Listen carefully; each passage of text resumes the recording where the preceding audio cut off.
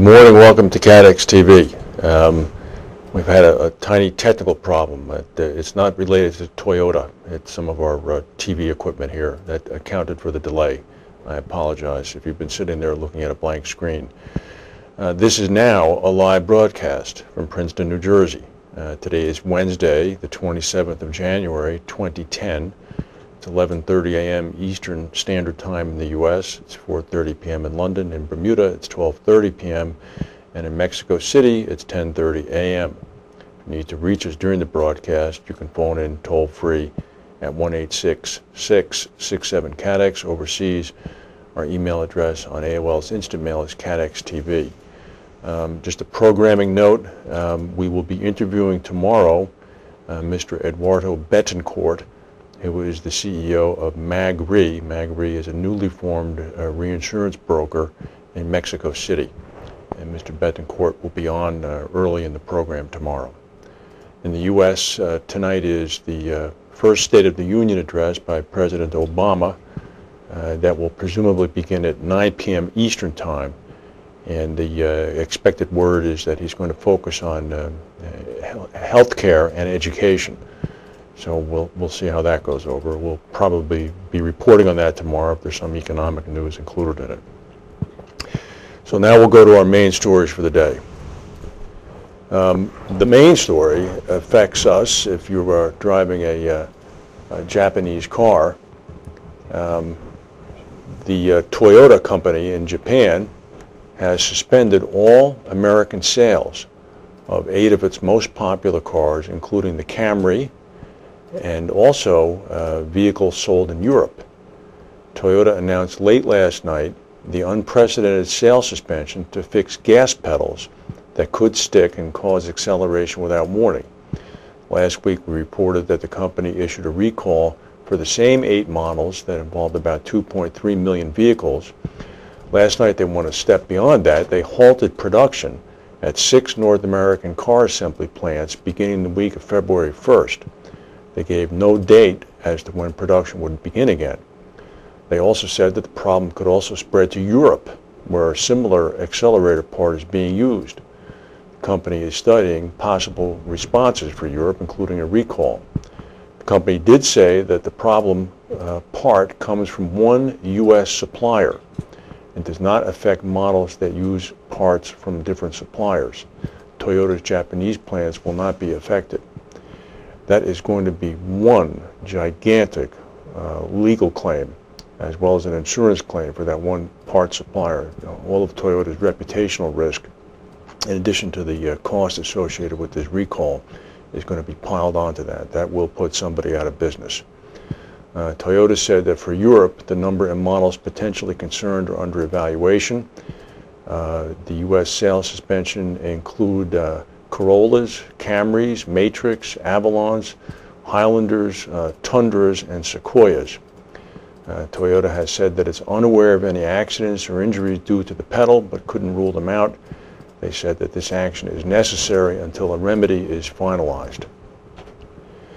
Some news that came in this morning, a U.S. federal judge has ordered Arch Specialty and Brit and Ace and QBE and Chaucer and Beasley to pay out a disputed defense payment to Alan Stanford, the swindler, as well as other senior Stanford Financial Group executives charged with orchestrating a $7 billion fraud scheme.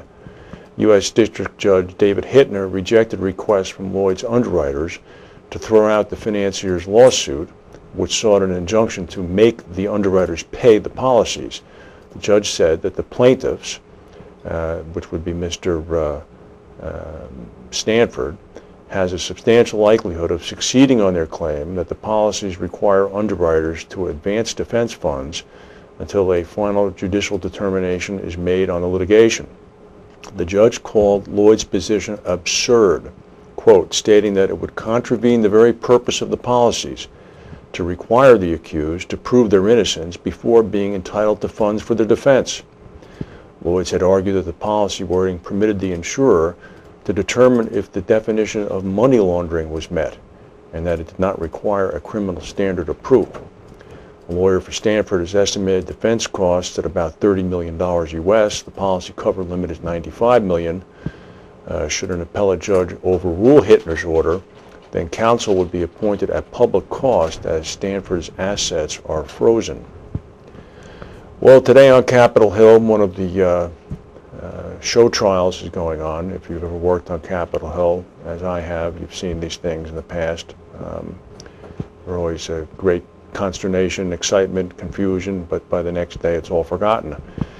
And today is the hearing in front of the House Representatives Committee on Oversight, and present there will be former Secretary of Treasury Henry Paulson.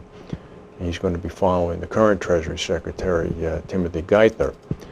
Paulson will say in his prepared statement that the U.S. government rescue of AIG was necessary to protect the American economy.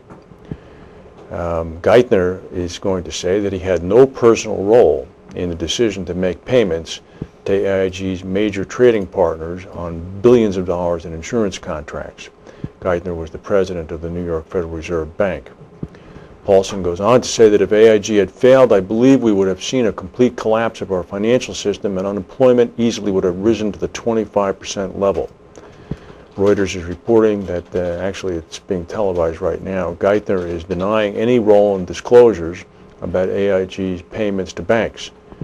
He defended his decision to pay full price to retire AIG credit default swaps. Geithner said, I had no role in making decisions regarding what to disclose about the specific financial terms of the Maiden Lane 2 and Maiden Lane 3 fund accounts and payments to AIG counterparties. Those were the investment vehicles that bought securities from the banks. He said that we acted at the Fed because the consequences of AIG filing at that time, i.e. bankruptcy, would have been catastrophic for our economy. You might recall that the issue in question is the 100% full payment of collateralized debt obligation, collateralized debt swap obligations that had been incurred by AIG, mainly to banks and to investment banks, as well as certain foreign banks. At the time of the payment at 100 cents on the dollar, it caused significant outrage, and that was further stoked when it was released that a number of the banks were in fact overseas. So people in Congress began to claim that it was a direct handoff of American taxpayer dollars to foreign banks. This issue is far from being closed. Richard Banks, the editor of Insurance Day, has a front page story today featuring Tom Bolt. Banks says that Lloyd's is going to step up supervision of delegated authority underwriting, i.e. binding underwriting. As Tom Bolt has told Insurance Day in an interview, Bolt explained that 30% of Lloyd's business comes from binding authority agreements, and he said that ensuring that that channel remains robust is very, very important as the market prepares for softening conditions. To accomplish this, Mr. Bolt, who stepped into his role at the beginning of the year, is going to add more people to specialize in overseeing the binding authorities. He said, quote, it's important to add people right now because as we head into a softening market, it's often the delegated authorities that give way on price earliest. So you've got to make sure that people who say they are following your rate guides are really following them. He went on to say that we're making sure people do get good audits and follow up on the audit findings and recommendations, and that we avoid some of the consequences of not looking at guys that are sometimes an ocean away, Mr. Bolt explained. Mr. Bolt is exactly correct. He said that Lloyd's supervised managing agents in London by looking at their stuff through a microscope, but added that his team would be missing a trick if they ignored this other important constituency, the binding authorities. From your lips to God's ears, Mr. Bolt. Well, not to be outdone, Lord Peter Levine, about 600 miles to the southeast down in Davos, Switzerland, said that a tough rate and investment environment is expected for the insurance and reinsurance industry this year.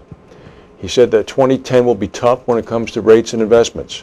There were no heavy hurricanes or other big disasters last year, so it'll be difficult to increase rates. He said that the investment environment will also remain difficult. Insurers and reinsurers invest the bulk of